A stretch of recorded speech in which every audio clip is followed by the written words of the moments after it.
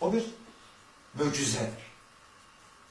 Millet mi yaratmış o möcüzeyi, Tanrı mı yaratmış, tabiat mi yaratmış? Bu bir möcüzedir.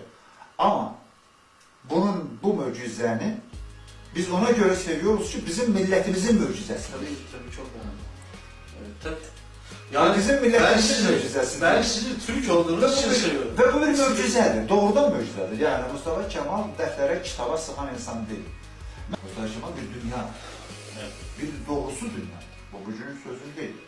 Ben öğrenci olurken üniversitede, yani bütün müəllimlere, öğrencilerimize kardeşlerime dedim, zaman gelecek, siz bakacaksınız.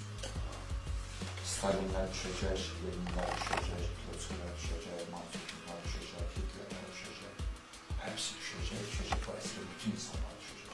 Mustafa Kemal kalacak. Mustafa Kemal görünecek. Evet. Hepsini böyle pürüp kaldırmışlar. Bunlar düşecek. Mustafa Kemal pürüp kaldırmış bir kaya dağ. Dağ görsenecek. Ne dünya görecek. Bana bir orada sen fanatiksin. Ha Churchill falan deme yani. Churchill kim? Roosevelt kim? Stalin kim? Bunlar hepsi uşaq. Bir dənə nəhəng var 20-ci əsrin, bir dahisi var nəhəng var o Mustafa Kemal. Bu fitri bir varlıqdır. Dinə inanırsan, Tanrı varlığıdır. Dinə inanmıyorsun, təbiətə inanıyorsun, cəmiyyətə inanıyorsun, cəmiyyətin varlığıdır. Millətə inanıyorsan, milletin müjdesidir. Evet.